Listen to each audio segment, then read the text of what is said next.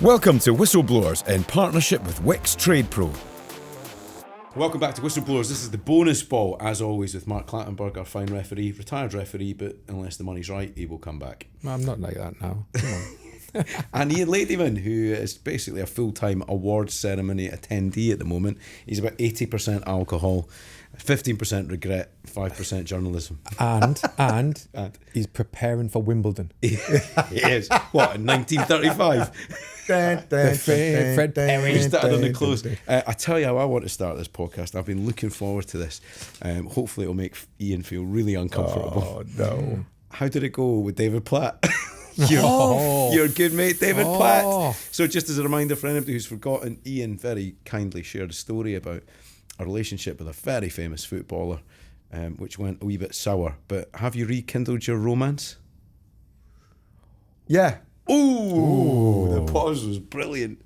I'm just thinking the way to go with this. I'm going to answer the question and then I'm going to tell quite a funny David Platt story. So yeah, for those who don't know, David and I used to be friends back when he was assistant manager to Roberto Mancini at City, and we had a bit of a falling out, which sometimes happens in this industry.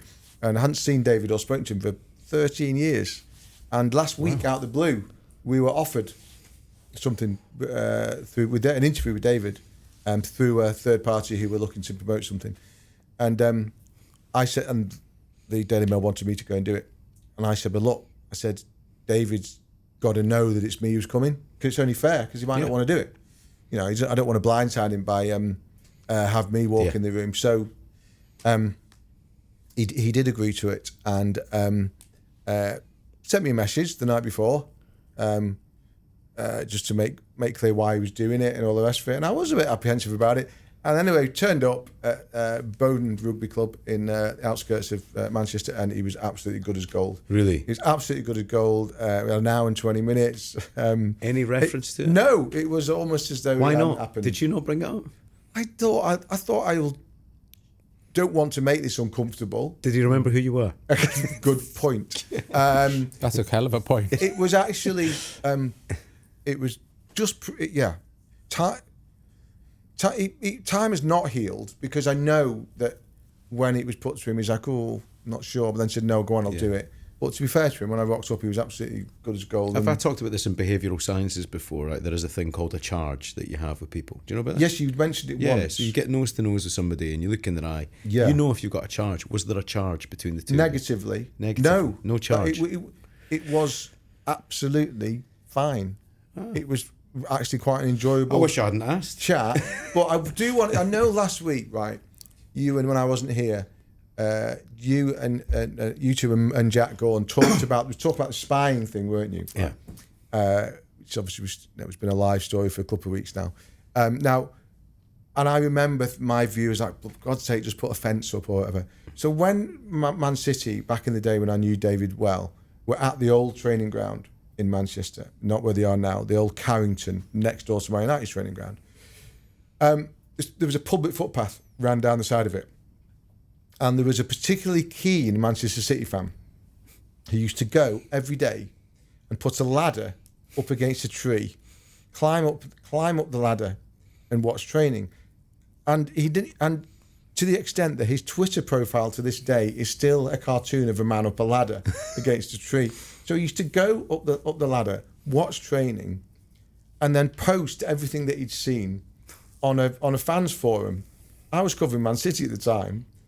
All those journalists just used to go on the fan forum every day and copy it. And people would say, well, that's not very good journalism. Well, yeah, but you're not a very good journalist if you're ignoring a clear source of information. Yeah. Right. The other problem that City had was that every time a player had a dust-up with another player, it would be leaked. And of course, the photographers got wind of it. So the agency photographers used to turn up and go up the trees and take the photos. So when Mario Balotelli had a fight with Yaya Toure or whatever, it'd be all over the internet and all over the newspapers. And City couldn't stop it because it was public footpath. Right. Yeah. And I remember being with David Platt in a hotel in Turin before a Champions League game, talking about this issue, because Balotelli had just had a fight with Roberto Mancini, had a fight with the manager, right? And we were sitting there, and I was like, David, just put a fucking fence up. He said, we can't put a fence up. You know, it's planning permission, all the rest of it. said, David, you're the richest football club in the world. Put a fence up, pay the fine every day, and get on with it. Put a fence up. And he said, well, you know what, Ian? He said, we could do that. He said, but you know what else would really, really, really, really help in this situation? I was like, what's that? He said, if the players would just stop fighting with each other, that would really, really help us. If the players would stop fighting with each other. It's a good point, isn't it? I was like, you've got a prevention rather than cure. Yeah. I like That's that. a good There story. you go. So have you, excuse my ignorance if I've not seen it, did you get a good line out of him? Was that the story? Not written it yet. You're not written it's a it World yet? Cup interview. Right, okay. It was illuminating, actually. A lot about not a lot of memories from 1990 and all the rest. What's he of it. doing at the moment? What's he doing at the moment? So David is. I went to see him. He is chairman of Bagley Athletic, who play like in about tier 10 or something, because his son plays for them. Right. His son Charlie plays left back for this team, and David had been going to watch. He's a bit of kind of business around golf and stuff, but largely has some time on his hands. Made a lot of money doing football, David, and he's got involved in the club to the point where, you know what, if you need a figurehead to try and attract, I'll do it. So he's chairman of Bagley Athletic. Brilliant. Yeah. And they literally get like 60 people to watch. This is like But nice family club. way down the pyramid. And he stepped into that, and they're trying to raise a few quid. He said, I'll do a few meet and greets and a couple of lunches and that. And he said, we're just looking to try and get the club moving. So that was the capacity in which he spoke to me. Yeah, Brilliant. I saw a brilliant clip of him in training with Man City. Training The volley. that's phenomenal, isn't it? Is it scissor kick? Scissor kick. Yeah. And you can see the players going, oh yeah, Yeah. He's a good player. Isn't Yeah. I absolutely remember that. He did tell me what he. I'll give him too much away. He said when they went on. He said because Italia 90 when he came to fame with his goal against Belgium, he wasn't the starter in any of the games, and he said Bobby Robson sent me on against Holland, who were one of the best teams in the world at the time in the group game, with about 10 minutes to go, and he said his instructions were very, very simple. He said, right, son, you should go on there. He said, do us a favour, if you can just look after Hullet, and try and grab us a goal. That'd be brilliant. That'd be brilliant. He's like, oh yeah, okay, boss. Yeah, no bother. It's a little bit of nostalgia for you. It's the first time in my life I remember falling for an April Fool. It was David Platt. Shoot magazine. Oh yeah. Which you'll date it. Splashed David Platt back to Aston Villa, which was his first club, was it not? Was it? His first club was Crewe. First club, then Villa. Yeah, his first big club. Yeah. And I remember thinking, wow, David Platt, what a great guy. Going back, it was an April Fool. And I fell for it. I couldn't understand for about 6 months why I wasn't playing. They also it's about 9. Shoot also did Ian Rush to Everton as an April Fool. Yeah. And can you imagine that now? Can you imagine Shoot magazine going to Manchester United and say, got an idea, guys. Yeah. Got an idea. It'll do wonders for our circulation. Can we get Bruno on the front cover announcing that he's moving to Man City? Yeah. And Man United going, yeah.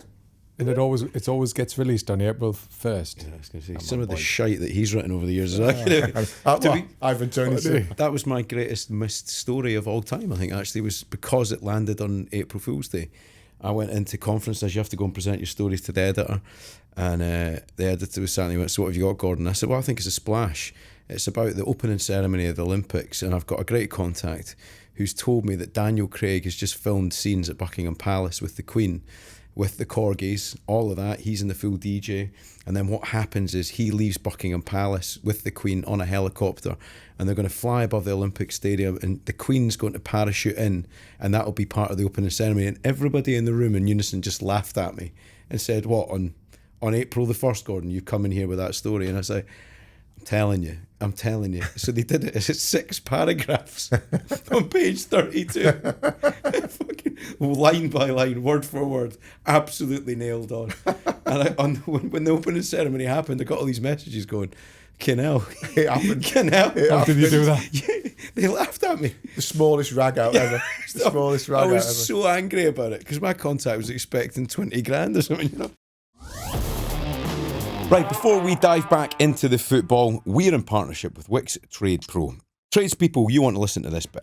Absolutely because being a Wix Trade Pro member saves you money. You can save 10% every single time that you shop in store or online. There's no minimum spend, no hassle, just savings. Brilliant stuff. On top of that, if you've got a big job coming up, lads, and you need to buy a load of materials up front, with Wix Trade Pro, you can now buy now and pay later. Powered by Billy. Pay interest-free within 30 days or 60 days and track your payment status easily through your Trade Pro account. That's not all. You can click and collect within 15 minutes. And for even trickier jobs, order online or in store for delivery within 3 hours. Blimey. To sign up and start saving, just download the Wix Trade Pro app today.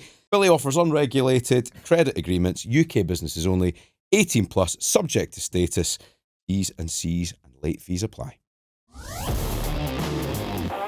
Let's talk about football, because we want to talk about legacy today. Ian, it's an interesting end to the season for a number of reasons, but a lot of big names that we've become very familiar with in interesting positions in their teams. Andy Robertson's the one that I'll think about, and the gracious way that he's left or is leaving Liverpool. I think John Stones has had quite a nice sort of lap of honour, hasn't he, at City as well, and people appreciating what he's done and how he's evolved. But there are one or two that maybe aren't covering themselves in glory, and one of them's at Liverpool. Yeah, the Mo Salah thing saddens me, actually. It saddens me. I may or may not have a vested interest in what happens at that football club, but it saddens me anyway, whichever football club it was at. I am a believer in, as I've said before, this podcast, I'm a believer in kind of good manners and doing things the right way. Yeah. And Mo Salah has not done things the way that I would like him to have done it. There are a lot of Liverpool fans out there, particularly on my social media mentions, who seem to think that Arne Slot deserves everything he gets. Every shot across his bows he gets from Mo Salah. I disagree. I think Mo Salah would be better off trying to understand what Liverpool have done for him in the last 8 or 9 years, as well as what he's done for them. And what sticks in my throat is that Liverpool gave him the farm last summer to get him to stay. 2-year deal, bags of dough. He's not repaid it in any way in terms of his form or his attitude. Mm-hmm.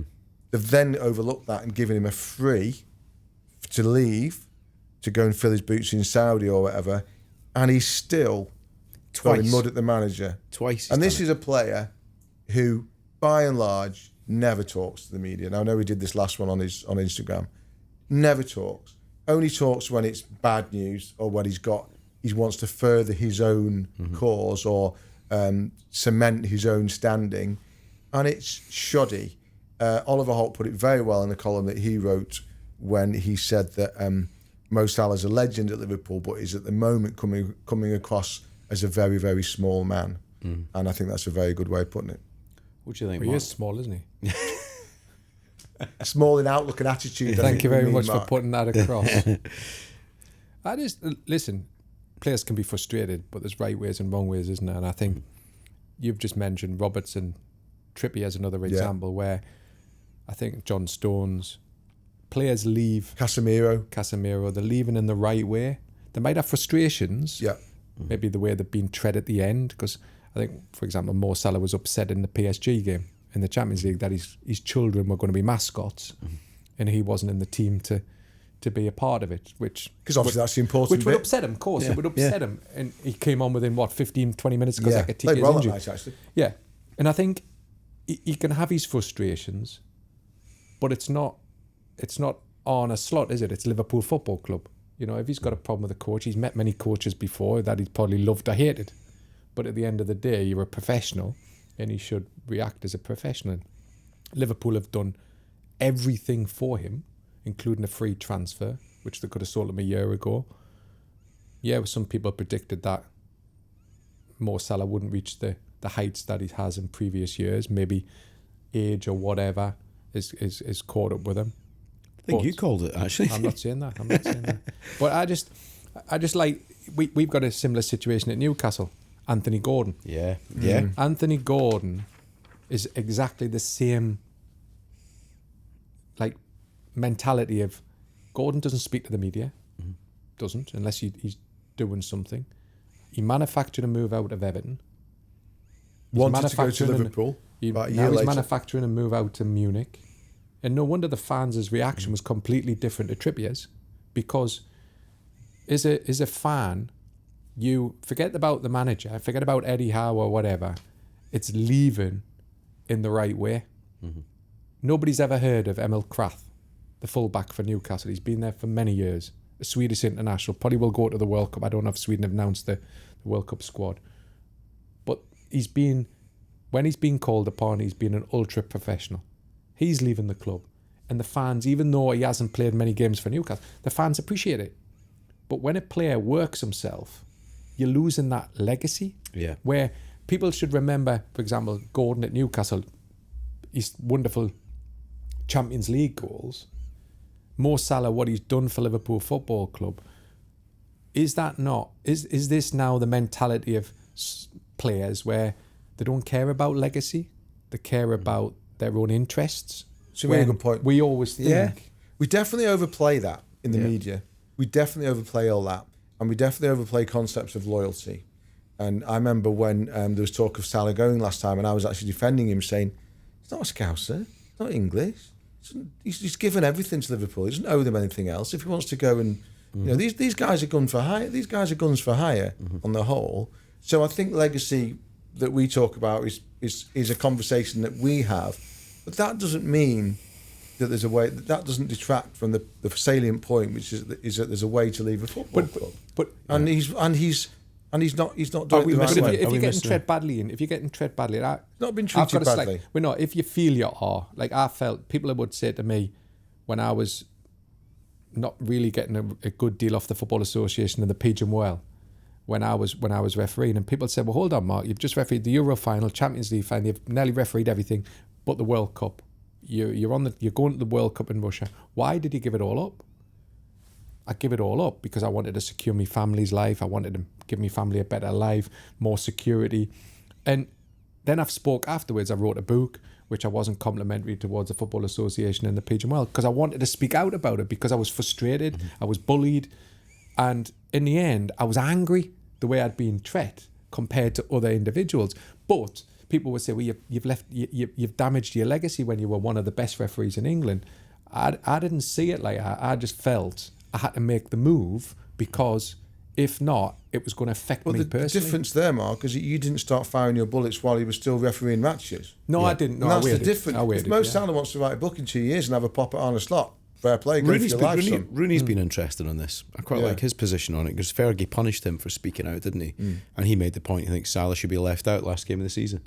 So that would be proper leadership. Obviously, as we sit here, we don't know. Is that what you would do, Gordon? If you were the manager, if you were Arnie Slot, would you? No, I wouldn't, because I think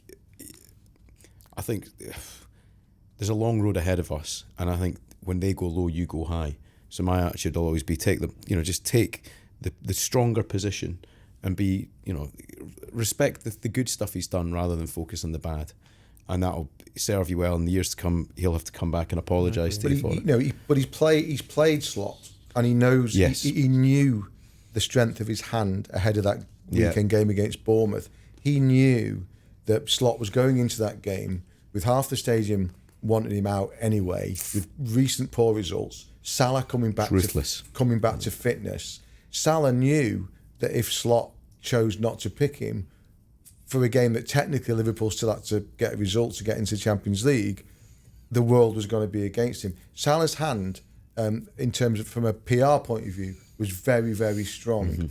And he's played that. Slot's not got a hand at all. And he's played that hand, absolutely, Gordon. Yes. Perfect way to put it. Slot hasn't even got a hand to play. Yeah. And it's pretty low. It was pretty low. And it appalls me, that stuff. It really does. But just keep your powder. I said on this podcast a month ago that Salah would get to the World Cup and then unload on Slot. I didn't expect him to do it. If you cared about the club, you called it. I didn't expect him to do it before the season finished. But why is it... Why? Right, there's only Salah knows, but why?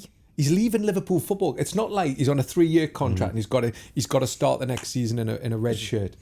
Yeah. He's leaving Liverpool Football Club, and Arne Slot has agreed to it, and everybody's agreed to it, that he's letting the football player go for nothing, which means Mo Salah's salary is going to go up because he's got no transfer fees regarding it. Sometimes Why you is can, Mo Salah sometimes upset? you can say more by doing nothing. Correct. Actually, I think if Correct. you just silence is the worst. exactly. I think that would have been just as powerful as having a dig to the Norwegian media. A bit of dignity. Ideas. A bit of dignity can go a long way, even in the sordid world of football. Just like Ian Ladyman last night at Absolutely. 1:20 a.m. at the end of a black tie function, as he poured another half bottle of white Didn't wine. even wear a tie. Didn't wear it? Did you not? Didn't wear a tie. It was my table. I could dress like I That's however I My want. table. That's terrible. I was in bed by midnight. Was there no dicky bow tie? None of that. It wasn't a black tie. It was a lounge suit dinner. Scratching your ass with one Lounge arm. suit without a tie. I wore an electric blue suit with blue shoes. Blue shoes. It's in that bag there. And a nice white shirt with some blue detail. Absolutely mint. Detail on the shirt. Tell Absolutely you mint. what, I would love to see that picture of that, would you? Imagine with his ponytail all them years ago. That outfit. This would have been a classic. Like, You could have been mistaken for an amateur magician's convention. Looked like a boy in a suit. Like a boy in a suit. Doing close-up magic. The only time one of the few times I've ever been sent in my years at Daily Mail to do anything other than football. I was once sent to Wimbledon to follow Tim Henman. So this is about 2001. In his warm-up, because he was fancied to do well. And I was asked to trail him for a week, which was a worry for me because I'd been chucked out of Wimbledon. I don't know if I told you that story. Yes, you did. Right, Yeah. I've been chucked out of Wimbledon 2 years before. So I was worried about getting an accreditation to get back in. Anyway, I did get back in, and I was watching Tim Henman on the practice courts, what they call it, Rangi Parks? The practice courts, right? And it was at the time the two Williams sisters were just coming through that, great focus around the Williams. And I'm standing there watching Henman, and there's a commotion down the way, and it's Venus and Serena, and the father, Richard, wasn't it? Richard, and the father, who was also big name at the time. And they're walking down and there's only enough room on this passage between the courts for like two people. So I've got to squeeze in as they come past. And they come past it, and the girls go past, and Richard comes past. He gets about 5 paces away from me, and turns around, looks at me, and he goes, "That's a damn fine suit, brother." is it the same suit? Walked off. That's a damn fine suit, brother. Walked off. But I tell you what, You were dressed like Shaft. what a documentary that is, by the way. The film, the Will Smith one. Yeah, it's good. Yeah, good. Just every time somebody mentions Tim Henman's name, it makes me laugh. It's the unexpected semi.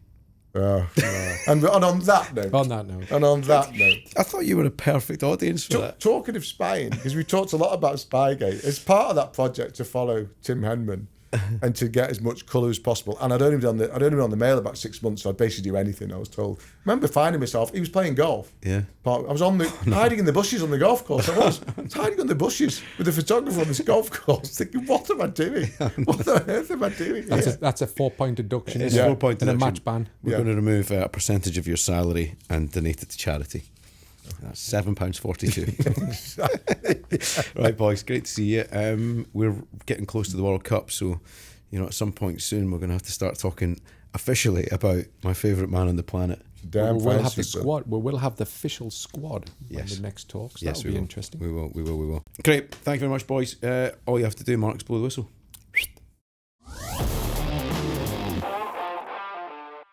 Thank you very much for watching Whistleblowers. Remember, there are new episodes every Thursday and Tuesday, so don't forget to subscribe to our YouTube channel for even more content. And follow us wherever you get your podcasts so you never miss an episode.